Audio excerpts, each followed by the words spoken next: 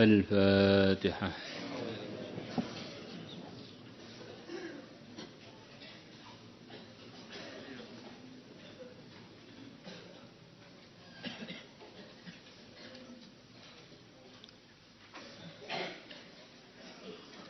بسم الله الرحمن الرحيم.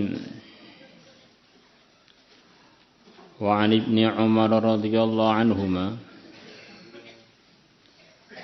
anna Umar, bahwasanya Sayyidina Umar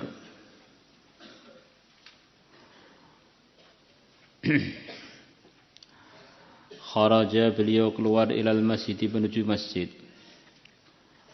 Fawajada Mu'adzan, maka beliau menemukan Sayyidina Mu'adz inda qabrin Nabi, di dekatnya inda qabri Rasulullah, di dekatnya kuburnya Rasulullah sallallahu alaihi wasallam. Yabki, dalam keadaan beliau menangis. Faqal, maka Sayyidina Umar mengatakan, ma yubkika, perkara apakah yang menyebabkan kamu menangis? Qal, beliau bersabda, beliau mengatakan, hadithun, aku menangis karena ada hadis, atau hadithin, aku menangis karena ada sebuah hadis. Sami'tuhu, yang aku telah mendengarnya. Mir Rasulillah, dari Rasulullah sallallahu alaihi wasallam. Qal, beliau bersabda, al-yasiru minar riya'i, al-yasiru, yang sedikit, minar riya'i, dari riya', syirkun, merupakan penyekutuan dengan Allah. Jadi antara tuntutan mentauhidkan Allah adalah mengikhlaskan amal karena Allah, memurnikan amal karena Allah. Karena selain Allah itu enggak punya apa-apa. Bahkan selain Allah itu tidak ada, diadakan. Maka Nabi bersabda bahwa pamer itu walaupun sedikit, niat untuk memamerkan amalan kepada selain Allah, kepada makhluknya Allah, biar dilihat, biar dipuji, biar disanjung. Ini adalah bagian dari menyekutukan Allah. Di antara artinya bagian dari kelirunya tauhid. Tidak boleh dibiarkan berterusan, harus dihentikan. Nah, sebagian ulama yang hati-hati, ya memang ini menyebabkan tauhid kita bisa enggak diterima oleh Allah. Karena berarti kita ini belum tuntas di dalam mempraktikkan tauhid. Wong makhluk itu enggak punya apa-apa, enggak bisa apa-apa. Kok kita pamer pada mereka, itu berarti kan ada kekeliruan. Wah, ini kok hebat biar digitukan. Karena terusannya hadis ini sambung dengan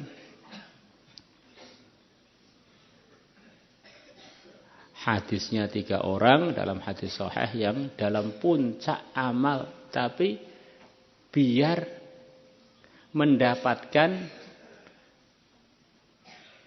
sanjungannya makhluk. Seorang pejuang sampai wafat dalam perjuangan, seorang alim sampai, begitu alimnya sampai disanjung-sanjung dengan kealimannya, seorang ahli kurban harta sampai dikatakan sangat dermawan. Tapi mereka kerjakan itu semua biar dapat sanjungan-sanjungan tersebut. Maka oleh Allah tiga-tiganya dipersilahkan untuk masuk neraka. Banyak ulama yang memahaminya itu kekal abadi.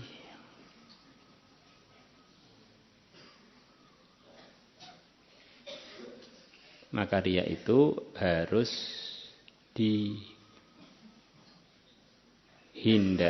tidak boleh diteruskan, karena itu kaitannya dengan salahnya keyakinan kita. Sebagian mengatakan, ya semoga aja kita ini kan punya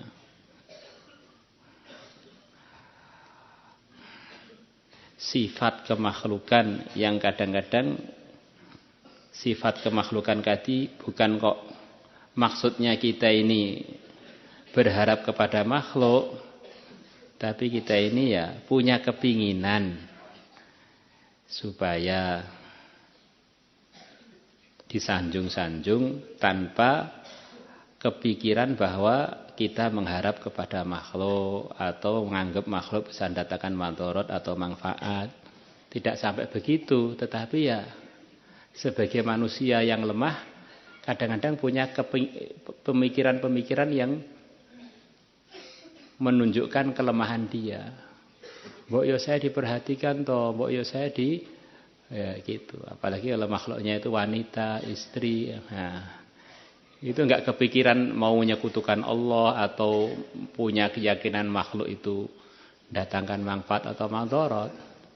Tetapi memang manusia ini dihidupkan oleh Allah dalam dunia tasabbub. Dunia yang isinya itu usaha asbab. Walaupun asbab itu sendiri menurut keyakinan orang beriman tidak bisa mendatangkan apapun. Yang bisa mendatangkan yang menciptakan asbab itu. Maka harapannya kalau orang itu seperti pamer tapi yakinnya lurus, tidak termasuk bagian dari syirik yang ditegur oleh Nabi tadi.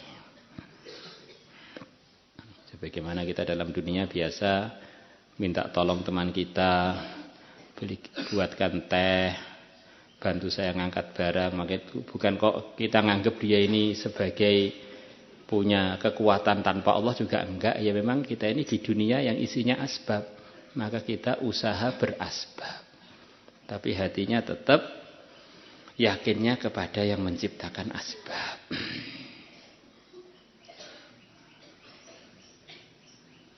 Karena prakteknya iman dan amal itu yaitu kita bertasabub tapi hatinya bergantung kepada yang menciptakan asbab. Wallahu a'lam. Wa man 'ada auliya Allah, dan barang siapa memusuhi kekasih-kekasih Allah, faqad barazallaha, maka sungguh dia telah menantang Allah bil muharabati, untuk bertempur, berperang. Mubarazah itu lawan satu berhadapan, itu biasanya mubarazah. Ngajak, kalau bahasa makhluknya ngajak kelahi Allah. Ngajak berperang dengan Allah. Ya kalau orang berperang dengan Allah, ya dia pasti akan kalah, akan rugi, akan hancur, akan hina. Lah sekarang walinya Allah itu siapa? Ya walinya Allah itu tentu saja tingkatan-tingkatan. Minimalnya walinya Allah setiap orang yang membawa kalimat la ilaha illallah. Itu bagian dari walinya Allah. Allah tidak menitipkan kalimat tauhid ini, kalimat ikhlas ini kecuali kepada orang-orang yang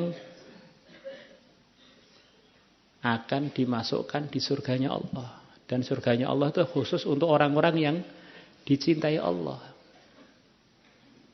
Maka hati-hatinya hadis ini kita terapkan supaya kita tidak bertengkar dengan orang beriman siapapun. Kecuali kalau kita punya alasan.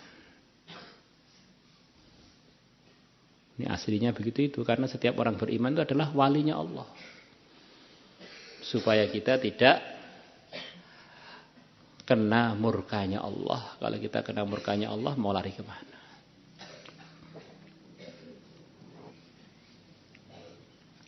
Wa inna Allah, dan sesungguhnya Allah yuhibbul abrar, mencintai orang-orang yang suka berbuat kebaikan, ahli berbuat kebaikan. Al-atqiya'ah, yang mereka adalah orang-orang yang bertakwa. Al-akhfiya'ah, adalah orang-orang yang tidak tenar, yang tersembunyi. Kemarin telah diceritakan bahwa saat Nabi Waqqas yang begitu masyhurnya sebagai pahlawannya Islam, sebagai pertama kali orang yang mengalirkan darah dalam memperjuangkan dan membela agama. Pertama kali orang yang manah fisabilillah.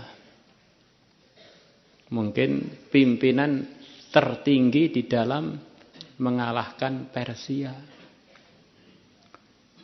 Maka di waktu zaman ikhtilafnya Sayyidina Ali dan Sayyidina Muawiyah, posisi beliau ini adalah orang yang paling berpengaruh di antaranya beliau. Beliau telah memimpin perang yang zaman itu posisi yang seperti beliau mungkin tinggal beliau saja. Jenderal tertinggi.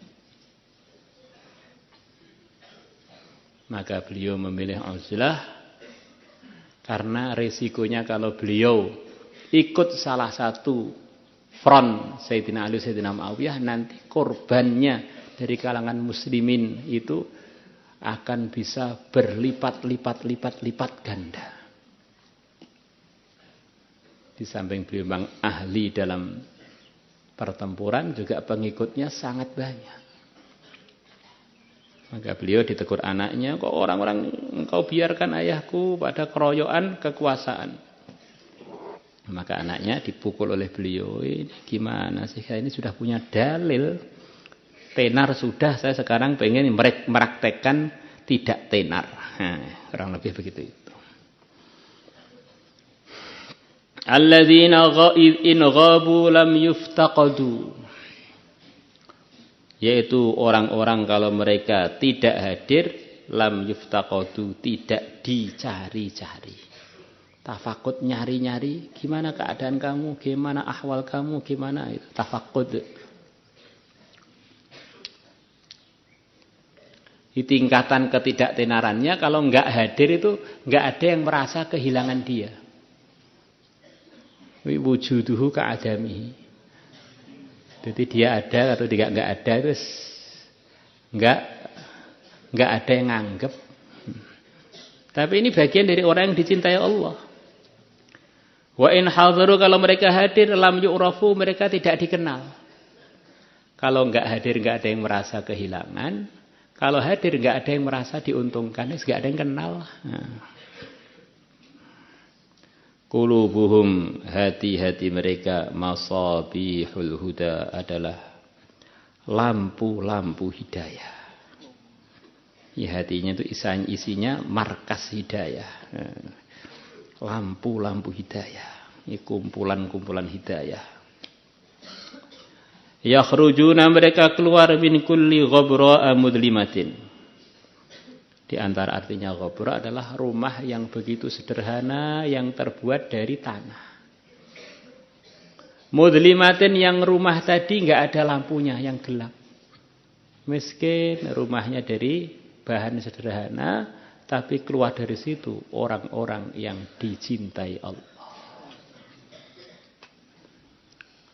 Orang itu kalau targetnya itu dicintai Allah itu kan nanti mudah. Jadi kalau targetnya tenar, targetnya kondang, targetnya diperhatikan orang, kan jadi banyak masalah. Karena makhluk itu kan banyak. Dan semuanya menjalani takdirnya masing-masing. Maka kalau kita ini nuntut makhluk sefaham dengan kita, sefaham dengan keinginan kita, alangkah capeknya. Jadi kalau kita ini dengan Allah, Allah itu kan hanya satu. Apa yang diinginkan Allah atau apa yang disenangi Allah kita kerjakan, yang dimurkai tinggalkan, mudah jadinya. Kadang-kadang orang berpikir meridhokan Allah itu sulit. Oh tidak, meridhokan Allah itu gambarannya mudah, karena Allah hanya satu. Jadi kalau meridhokan makhluk itu sulitnya pol, walaupun makhluk itu namanya istri, sulitnya pol. Nanti enggak puasa lagi, minta apa lagi. Itu istrinya satu, kalau 4 tambah ringan. Allah. Jadi kadang-kadang orang tuh berpikiran tuh kebalik-balik. Pengen ridhonya makhluk, ya makhluk tuh banyak loh. Pusing kita ini. Tapi kalau kita ini pengen ridhonya Allah, sudah Allah ridho pada saya, sudah. Saya ada apa-apa minta kepada Allah.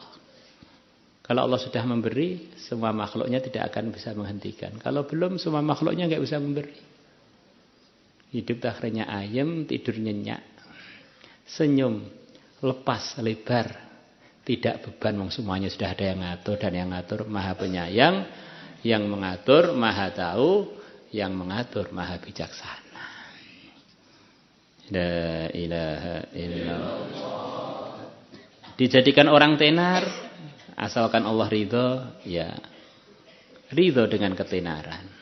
Dijadikan gak kondang blas, ngelamar siapa aja ditolak, ridho, asalkan Allah ridho pada saya. Enak kalau pertimbangannya itu ridhonya Allah, cintanya Allah itu enak.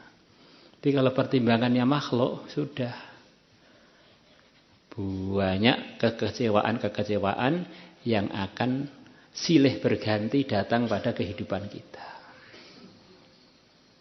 La ilaha illallah. Rawahu Ibnu Majah wal Hakim wa qala sahihun wa la 'illata lahu, dan hadis yang enggak ada penyakitnya. Wa an Abi Sa'id al-Khudri radhiyallahu anhu qala qala Rasulullah sallallahu alaihi wasallam.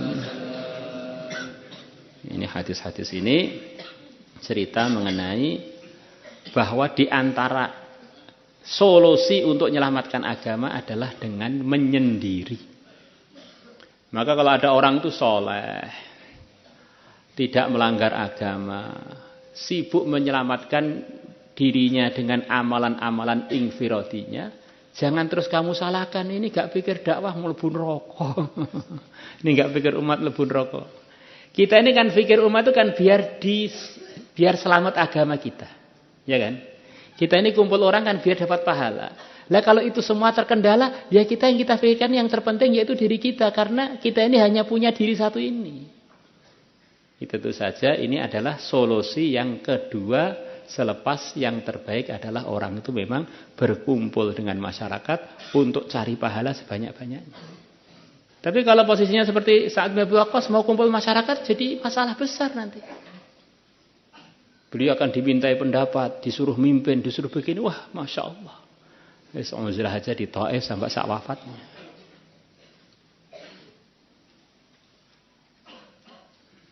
Maka dengan orang Islam itu adalah perlu ada sikap al-aslu bara'atu dhimmah, asas praduga tidak bersalah. Yusiku, hampir-hampir. Maksudnya akan datang satu masa untuk sebagian orang ayyakuna khairu malil muslim, adanya sebaik-baiknya hartanya orang Islam. Ghanamun adalah domba atau kambing domba. Yattabi'u biha, yang dia mengikuti kambing-kambingnya.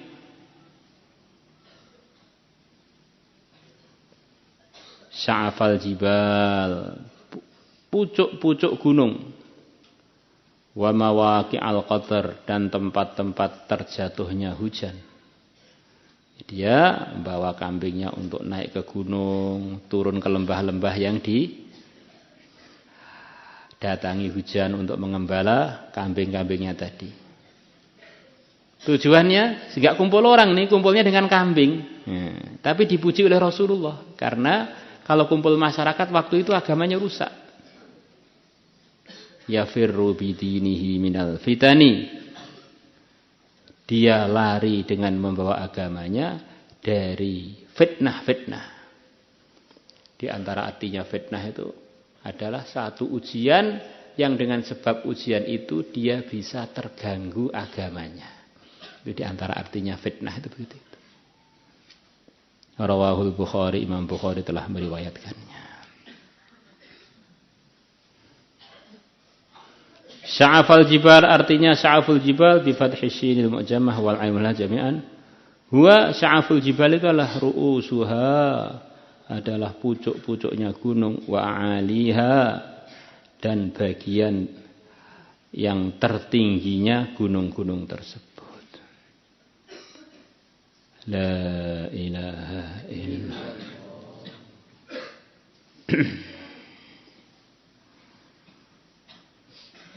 Maka Sebagian ulama dikenal punya amalan uzlah itu di antara pertimbangannya kalau kumpul dengan orang memang jadi berat untuk merawat agamanya. Seperti cerita kehidupan Uwais Al-Qarani yang disabdakan Nabi, termasuk sebaik-baiknya tabi'in adalah Uwais Al-Qarani. Itu rata-rata cerita yang berkenaan dengan beliau itu adalah beliau sibuk merawat ibunya, berbakti pada ibunya, di sela-sela itu ibadah terus. Tidak pernah kumpul dengan masyarakat. Sampai orang kampungnya nganggep beliau itu orang gila. Ternyata Nabi telah diberi wahyu oleh Allah bahwa umatmu ada yang bernama Uwais Al-Qarani yang nanti pada hari kiamat saya izinkan untuk memberikan syafaat kepada sekian banyak orang-orang yang memerlukan syafaat di akhirat sana. Maka tidak selalu orang tenar itu derajatnya tertinggi. Tidak selalu orang yang khumul, tidak tenar sama sekali, derajatnya terendah. Tidak selalu begitu itu. Standarnya derajat adalah inna akramakum indallahi atqakum. Yang paling takwa itulah yang paling tinggi derajatnya. Lah yang tahu siapa yang paling takwa adalah Allah. Dan utusan Allah karena diberitahu oleh Allah. Sebagian diberitahukan kepada utusannya Allah. Maka kita ini selama kita enggak tahu orang Islam itu keliru, jelas-jelas keliru sudah enggak bisa ditakwili. Mungkin aja orang Islam yang saya temui ini walaupun ketemu di pasar kah, walaupun ketemu di sawah kah, ini bagian dari wali mastur. Akhirnya kita ini dengan orang Islam itu beradab.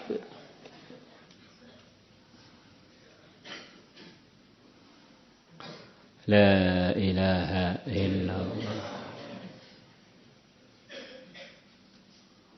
Maka kalau kita bersikap sopan tadi kan jadinya akhirnya ada gambaran untuk selamat dari menyakiti kekasih-kekasih Allah. Kita mandang orang yang bergaul dengan masyarakat dengan amal agama ataupun orang yang menyendiri tapi terus amal agama dengan pandangan yang positif, tidak mengharuskan orang itu harus selalu kumpul dengan manusia. Itu sahabat-sahabat Asyarah Mubasyarah bil Jannah pun yang diantaranya adalah Sa'ad bin Abi Waqqas memilih hidup uzlah di akhir kehidupan beliau. Al-Imam Malik rahimahullah terkenal begitu rajinnya beliau menjaga amal-amal sunnah, termasuk menjaga sholat jamaah di Masjid Nabawi. Begitu wibawanya beliau sampai raja-raja pada cemburu karena beliau lebih wibawa daripada penguasa waktu itu.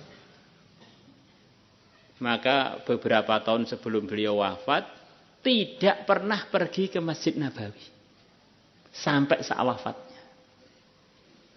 Semacam hidupnya setengah uzlah. Imam Malik rahimahullah. Maka ulama-ulama itu sampai sekarang tidak tahu kenapa Imam Malik tidak pergi ke masjid itu kenapa. Maka ada orang di zamannya itu datang kepada Imam Malik. Imam, kenapa Tuan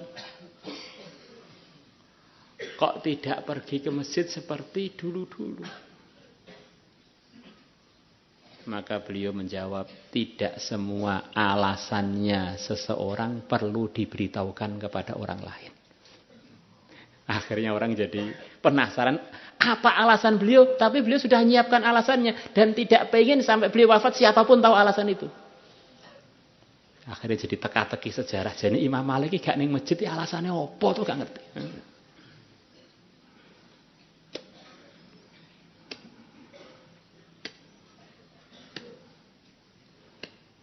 Kalau santri gak ke masjid jelas itu tanpa alasan.